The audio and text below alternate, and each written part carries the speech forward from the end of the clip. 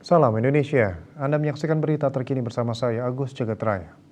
Rutan kelas 2 Pontianak menggelar ibadah dan perayaan Natal bersama Uskup Agung di Gereja Oikumene yang berada di dalam kawasan Rumah Tahanan Negara Kota Pontianak, Kalimantan Barat.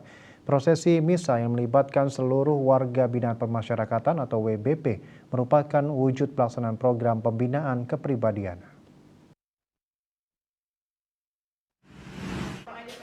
Ibadah dan perayaan Natal bersama Uskup Agung Monsenyor Agustinus Agus digelar oleh Rutan Kelas 2A Pontianak di Gereja Oikumene yang berada di dalam kawasan Rumah Tahanan Negara Kota Pontianak, Kalimantan Barat, Selasa 2 Januari 2024. Prosesi misa yang melibatkan lebih dari 100 warga binaan pemasyarakatan merupakan wujud pelaksanaan program pembinaan kepribadian, selain juga menjadi momen bagi para WBP untuk menjadi pribadi yang lebih baik. Kegiatan ini juga menjadi salah satu jembatan penghubung untuk saling menghormati keberagaman kepercayaan yang dianut oleh warga binaan, sekaligus meningkatkan toleransi antar umat beragama di lingkungan Rutan Pontianak.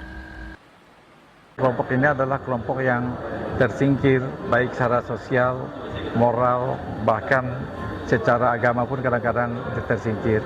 Jadi bagi saya pribadi ini bentuk kepedulian, Pak, mereka ini juga umat kita yang harus kita selamatkan. Dengan sentuhan seperti ini, mereka diteguhkan untuk mampu menerima kenyataan hidup yang pahit yang mereka hadapi. Ini sangat penting.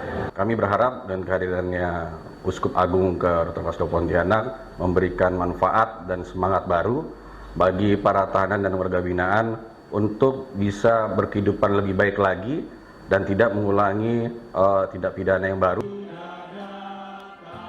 Selain untuk memperingati hari kelahiran Yesus Kristus, umat Nasrani juga meyakini Natal merupakan bagian dari peneguhan panggilan bagi orang yang dipercayakan Tuhan untuk membina, membantu, dan merawat makhluk ciptaannya agar tercipta kedamaian di bumi.